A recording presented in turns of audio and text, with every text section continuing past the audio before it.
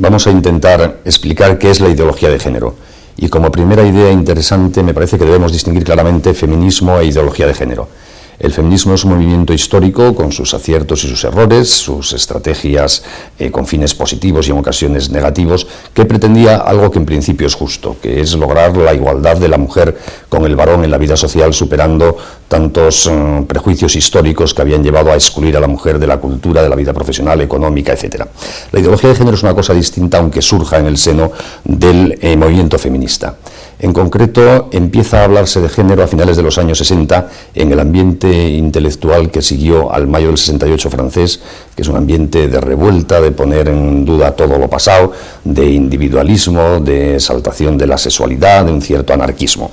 Una serie de feministas muy influidas por los planteamientos de la francesa Simone de Beauvoir, que había afirmado aquella frase que se ha hecho mítica en el movimiento feminista, de que la mujer no nace sino que se hace, que es un producto cultural, empezaron a rebelarse contra el feminismo anterior, indicando que éste se había equivocado de objetivo al plantearse como meta del movimiento feminista la igualación entre el hombre y la mujer. Para estas nuevas feministas, que se autocalifican a sí mismas de género, la liberación de la mujer solo se podrá conseguir el día que desaparezca la propia distinción entre hombre y mujer.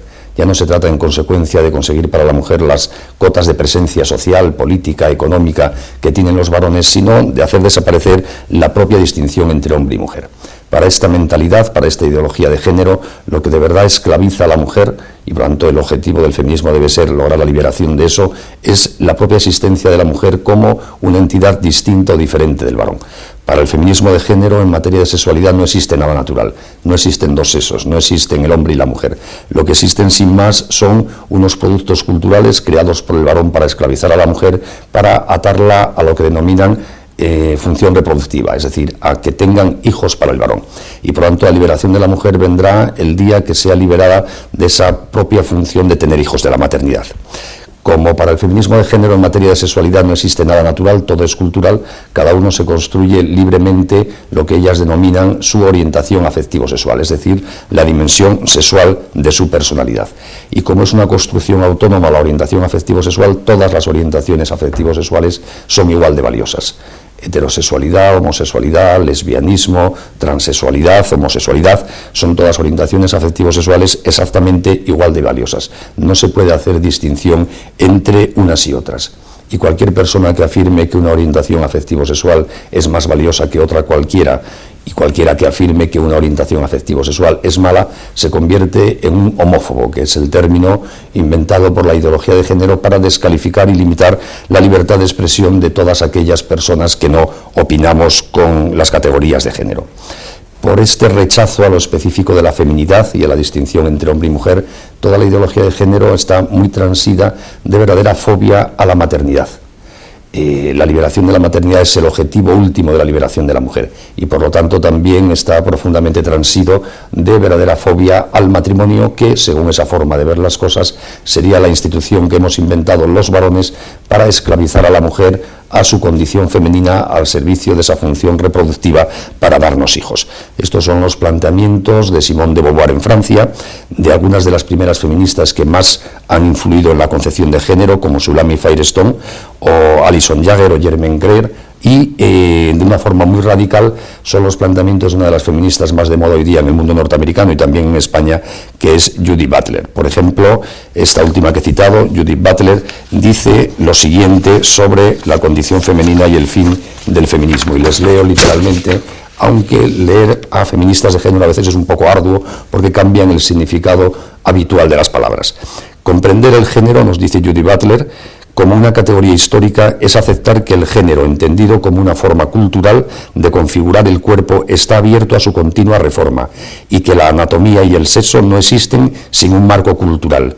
Términos tales como masculino y femenino son notoriamente intercambiables. Los términos para designar el género nunca se establecen una vez por todas, sino que están siempre en el proceso de estar siendo rehechos. Por lo tanto, ni hay masculino ni hay femenino, sino que estamos ante un producto cultural que va cambiando continuamente. Otra frase de esta última feminista que he citado, Judith Butler, es aquella repetida tantas veces de que se puede ser mujer con un cuerpo de hombre o con un cuerpo femenino, y se puede ser hombre con un cuerpo de mujer o con un cuerpo masculino. Es indiferente porque cada uno se construye su orientación afectivo-sexual sin que haya ninguna base natural ni ética previa. ¿Qué pretende el feminismo de género? Pues fundamentalmente acabar en todos los órdenes de la vida, en el lenguaje, en la moral, en el derecho, con la distinción entre hombre y mujer. Ya no hay hombres y mujeres, hay, sin más, géneros, orientaciones afectivos sexuales que uno va creando libremente cuando le apetece y que puede incluso ir cambiando a lo largo de su vida. Y para acabar con la diferencia entre hombre y mujer, el objetivo expreso del feminismo de género es acabar también con el matrimonio y la familia. ¿Por qué no puede haber un matrimonio como institución específica para la unión entre el hombre y la mujer? Porque no existen el hombre y la mujer. Y por eso el matrimonio debe pasar a ser una institución para la unión de cualesquiera dos adultos, sea cual sea la orientación afectivo-sexual de estos. Ya no hay diferencia. Puede ser la unión de un hombre con una mujer, de dos hombres o dos mujeres. Este es el significado, por ejemplo, de la reciente reforma hecha en España en materia de matrimonio, que, como es conocido, ha suprimido el matrimonio al equipararlo a las uniones de personas del mismo sexo, por la razón que he dicho. Como ya no hay hombre y ya no hay mujer, es indiferente para el matrimonio cuál sea la orientación afectivo-sexual de los cónyuges. Así se pretende llegar, en la terminología del feminismo de género, a una sociedad sin clases de sexo. Es decir, igual que para el marxismo el objetivo final de una sociedad liberada era la desaparición de las clases sociales, de ricos y pobres, de proletariado y burguesía, para el feminismo de género se trata, aunque no se sabe cómo eso se va a concretar, de llegar a una sociedad en la cual desaparezcan los hombres y las mujeres, ya haya una única humanidad, con las orientaciones afectivos sexuales que cada uno se quiera construir, pero donde nada distinga al hombre de la mujer. Y para conseguir esta finalidad, por inconcreta que sea, el feminismo de género se empeña en una labor que ellas mismas denominan deconstrucción. Se trata de cambiar el significado del lenguaje, reescribir la historia, rehacer la ética, rehacer el derecho y, por supuesto, rehacer la religión. Así se empieza a hacer una historia que es la historia de la lucha entre los hombres y las mujeres, entre el patriarcado, que es como denominan a toda la época histórica anterior en que había distinción entre hombre y mujer, y la nueva sociedad sin clases que habrá de llegar.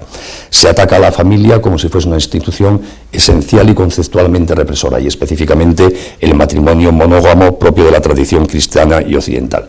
Se intenta deconstruir la educación para que ésta sea un instrumento de cambio de la mentalidad, para rehacer la conciencia de los chicos y chicas desde jóvenes, para que piensen en las categorías propias de la ideología de género. Se pretende reconstruir el lenguaje, cambiar el significado de las palabras. Antes me he referido al cambio del término matrimonio para que deje de hacer alusión a la unión entre el hombre y la mujer. Luego comentaré algunas otras de las palabras propias o típicas más repetidas de la ideología de género. E incluso se intenta reconstruir la religión.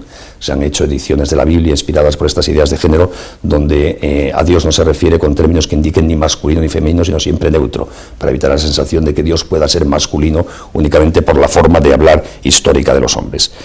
¿Cuál es el final al que se aspira desde el punto de vista de la agenda política de la ideología de género? La verdad es que no se sabe. Igual que con el marxismo, cuál era la teórica sociedad sin clases final que resultaría de la revolución proletaria, nunca se definió con rasgos concretos. El feminismo tampoco define con rasgos concretos cuál es el modelo de sociedad al que quiere llegar. Únicamente intenta atacar todas estas realidades tan positivas que el feminismo de género considera malas, para llegar a una teórica sociedad sin clases, sin hombres y mujeres, que no se sabe muy bien en qué consisten. Les leo, por ejemplo, una definición de esa futura sociedad sin clases de sexo, sin hombres y mujeres, que hace una de las feministas de género de la primera jornada, Alison Jagger. Dice lo siguiente: el final de la familia biológica eliminará también la necesidad de la represión sexual. La homosexualidad masculina, el lesbianismo y las relaciones sexuales extramaritales ya no se verán en la forma liberal como opciones alternas fuera del alcance de la regulación estatal. En vez de esto, hasta las categorías de homosexualidad y heterosexualidad serán abandonadas. La misma institución de las relaciones sexuales, en que hombre y mujer desempeñan un rol bien definido, desaparecerá. La humanidad podrá por fin revertir a su sexualidad polimorfamente perversa natural. No se sabe muy bien lo que es esto, pero lo que está claro es que ya no hay ni categorías morales, ni físicas, ni éticas. Cada uno se irá construyendo, no se sabe muy bien qué, para que todos seamos supuestamente felices en ese teórico paraíso que algún día llegará. Quizá la mejor valoración cultural de qué significa hoy día, en los finales del siglo XX y comienzos del siglo XXI, la ideología de género, la ha hecho, por lo menos en lo que yo he podido leer hasta ahora, el cardenal Ratzinger, cuando todavía no había sido designado Papa Juan Pablo II. En la Sal de la Tierra, inicialmente, y luego en una conferencia que dio pocos minutos después, en una conferencia que dio poco tiempo antes de ser designado Papa, me he equivocado, he dicho Juan Pablo II, efectivamente no es el Papa Juan Pablo II, sino Benedicto. Pues Ratzinger dio la siguiente definición de la ideología de género. Dijo: la ideología de género es la última rebelión de la criatura contra su condición de tal. la última rebelión de la criatura contra su condición de criatura. Y explicaba el Papa, cuando todavía era cardenal, el hombre moderno, con su materialismo, rechaza la existencia de un alma que pueda darle alguna exigencia para su conducta ética. El hombre moderno, con su ateísmo, rechaza la existencia de una instancia externa a sí mismo, Dios, que pueda significar un condicionamiento para su propia libertad o pueda decirle algo sobre su propia verdad. Y ahora, concluía el cardenal Ratzinger, el hombre moderno, con su ideología de género, pretende liberarse de su propio cuerpo. Ya sin alma, sin Dios y sin cuerpo, el hombre moderno es una voluntad que se autocrea, es Dios para sí mismo. Y en el fondo esa es la idea última de la ideología de género. Ya no hay nada que nos condicione, ya nuestra libertad no tiene el soporte de una naturaleza que nos impulsa hacia una determinada forma de vivir y de ser. Ya puramente nuestra voluntad, nuestro querer, sin ninguna referencia a la realidad, crea nuestra propia personalidad, crea la ética, los valores, las relaciones humanas, etc. En el fondo, como todas las ideologías del mundo moderno, la ideología de género es un reduccionismo. El nazismo quiso reducir la historia y la explicación de la sociedad a un enfrentamiento entre razas, olvidándose del resto de parámetros. El marxismo quiso reducir la historia y la clave de explicación de la sociedad a un solo parámetro, la lucha de clases entre ricos y pobres, y ahora la ideología de género, con el mismo simplismo y carácter reduccionista, quiere reducir la explicación del hombre y de la historia a un solo parámetro, el teórico enfrentamiento entre hombres y mujeres. Es un simplismo, pero como todo simplismo tiene una gran eficacia pedagógica.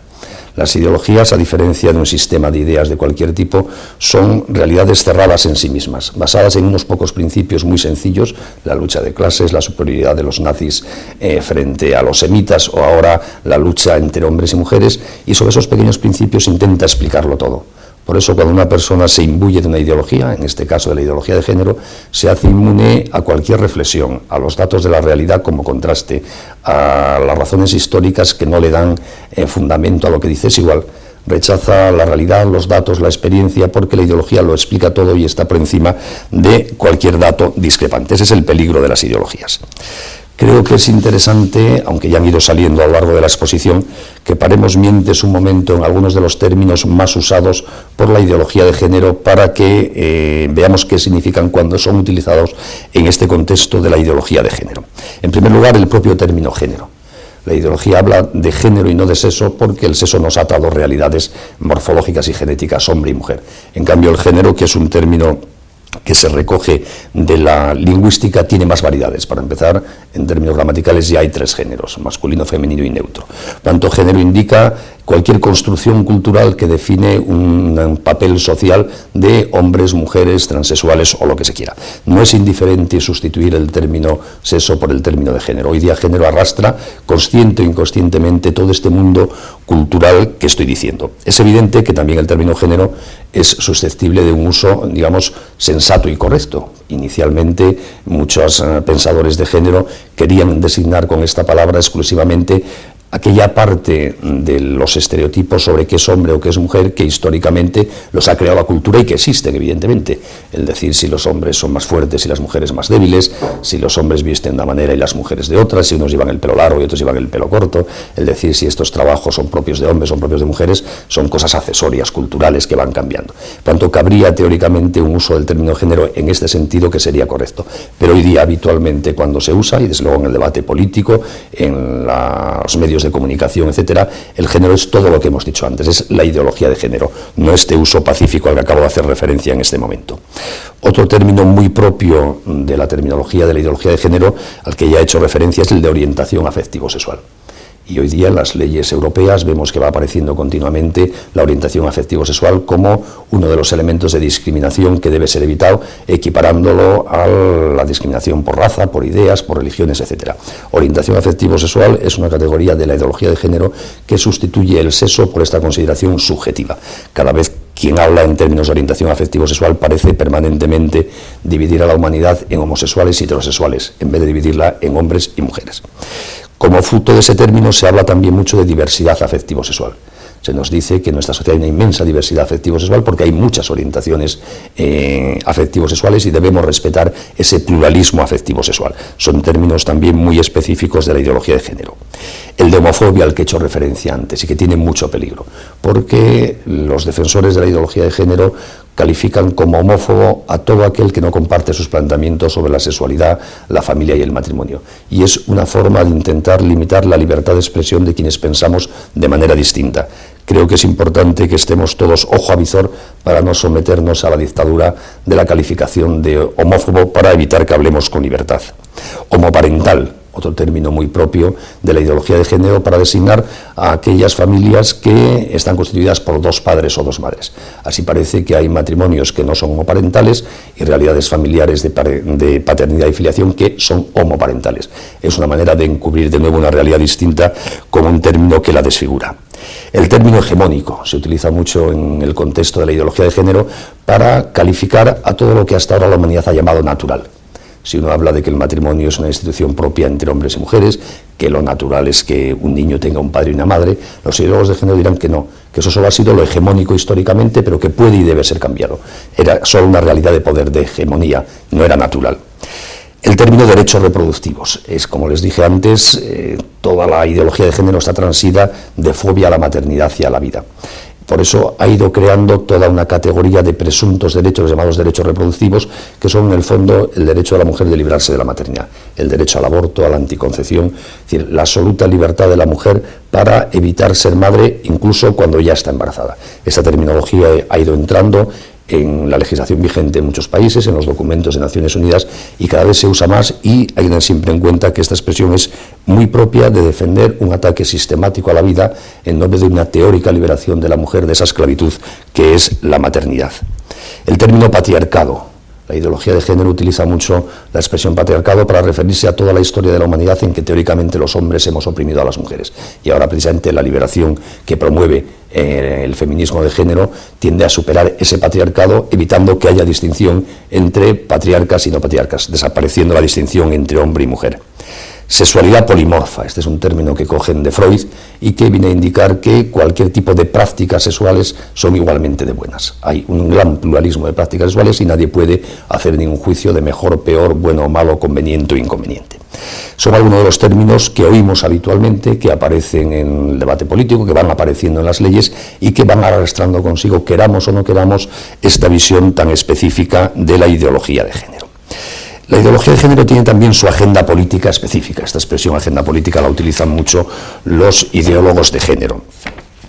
Les leo otra cita de la feminista de género que he citado antes, Judith Butler, que en su libro Deshacer el género afirma lo siguiente: la tarea de la política internacional de gays y lesbianas es nada menos que rehacer la realidad, reconstituir lo humano y negociar los términos de lo que se considera habitable y lo que no.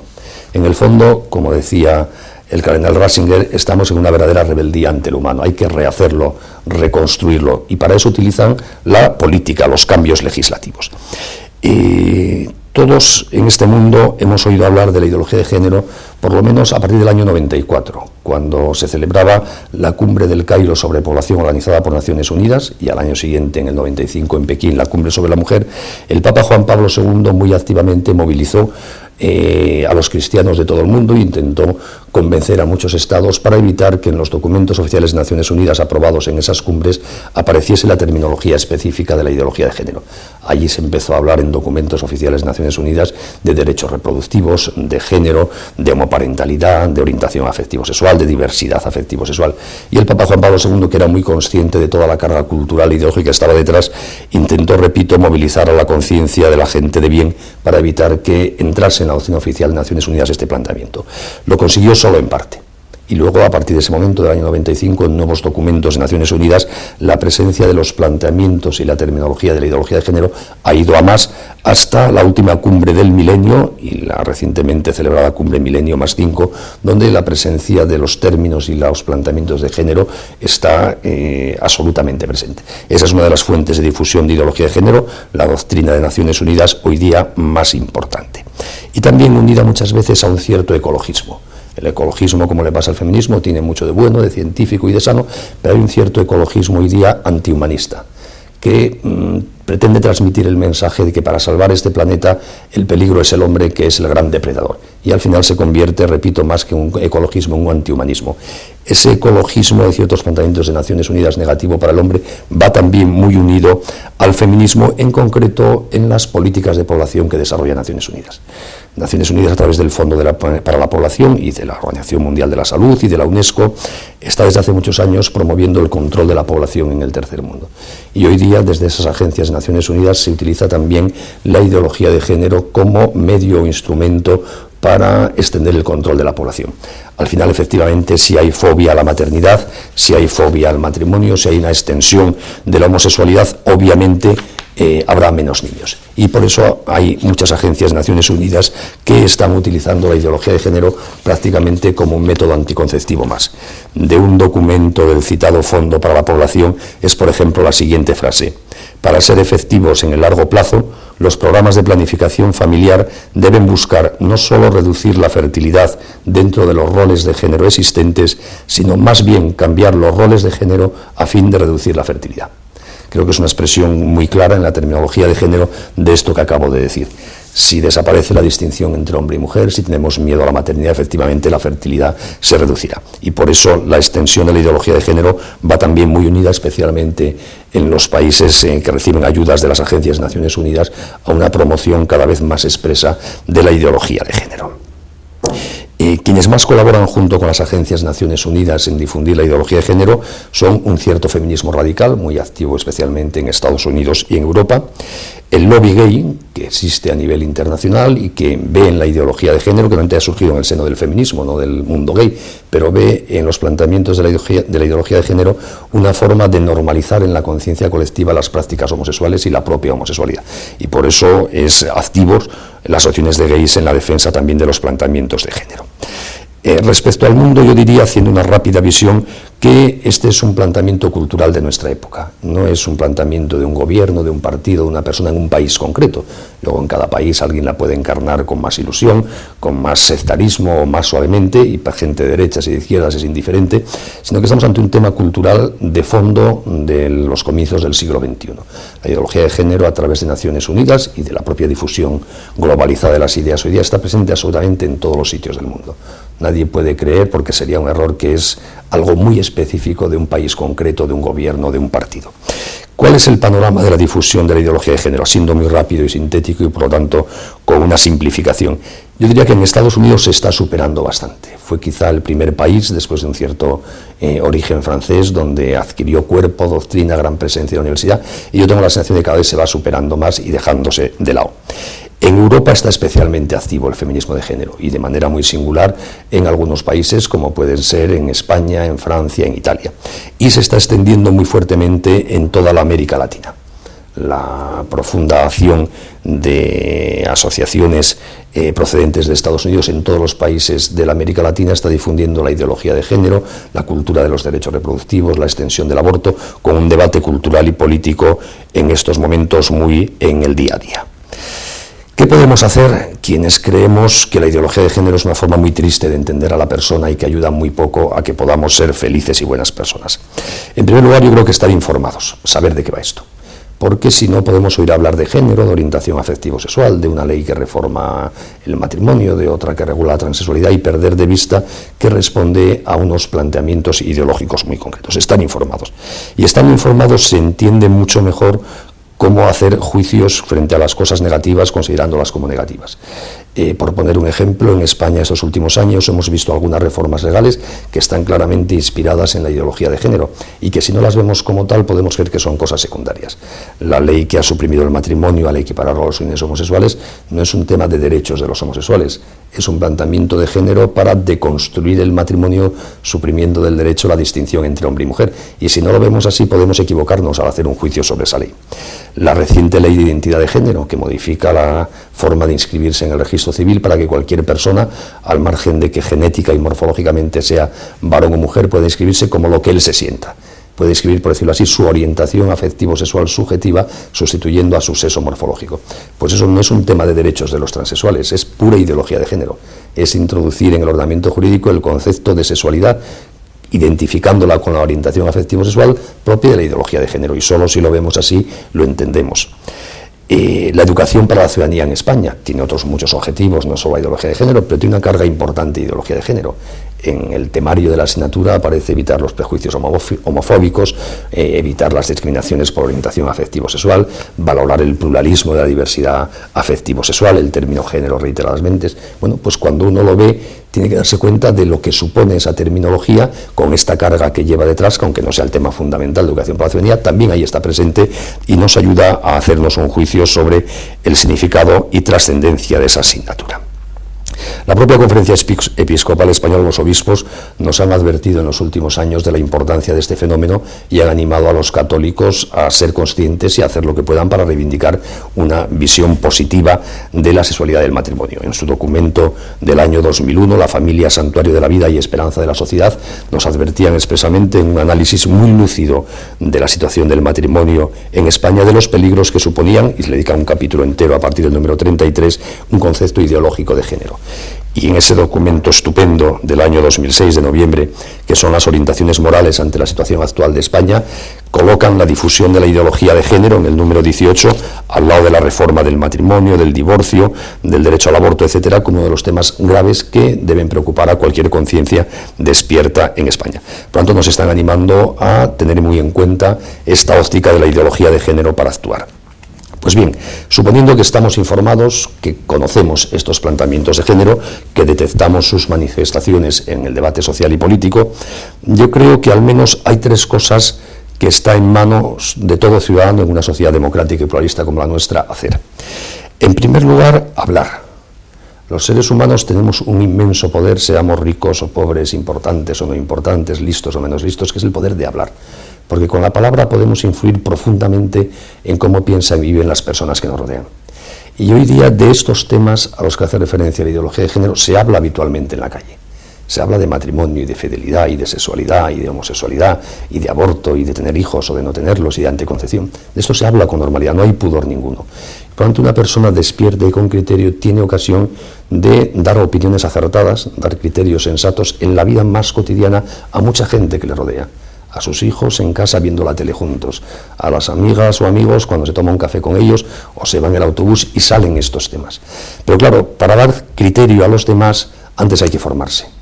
Hay que tener uno propio criterio. Hay que saber distinguir con certeza qué es bueno y qué es malo, qué es positivo y qué es negativo, qué es conveniente y qué no es conveniente. Y yo al menos solo conozco dos formas de tener criterio, de formarse, que es o leer o escuchar a los que saben más que nosotros y lo han escrito o lo han dicho. Yo creo que hoy día es obligatorio dedicar un cierto tiempo a formarse. No se puede salir a la calle sin tener un criterio sobre estos temas de los que se habla todos los días. Y además, hoy día tener un criterio es ser capaz de dar razón razonada de nuestras convicciones. No basta decir las cosas son así porque siempre han sido así o porque lo dicen los papas. Esos argumentos pueden ser válidos para ratificar ante algunos sus convicciones, pero a la inmensa mayoría de la gente hay que darle una razón razonada de nuestras convicciones. Y para dar una razón razonada tenemos nosotros que adquirir esos razonamientos. Y repito, eso solo se consigue dedicando un cierto tiempo a leer o dedicando un cierto tiempo a escuchar, y mejor las dos cosas. Por tanto, hay que formarse, tener criterio sobre todas estas cosas de actualidad. Hay que saber qué pasa con las células madre, que suponen las tecnologías reproductivas. Hay que saber qué es el género, hay que saber de qué va el llamado matrimonio homosexual, entre comillas, hay que saber lo que es la identidad de género y así mil cosas más. Unos podrán escribir un libro de cientos de páginas sobre ese tema y otros no llegaremos más que a tener tres razonamientos, pero por lo menos esos tres razonamientos, para dárselos a nuestros amigos y conocidos, tenemos la obligación todos de tenerlos en la cabeza para usar ese poder de hablar para influir en la vida de los demás. En segundo lugar, en una sociedad como la nuestra, creo que es muy importante que nos exhibamos como somos, que se nos vea, como hombres, como mujeres, como padres, como hijos, orgullosos y felices del estilo de vida que llevamos.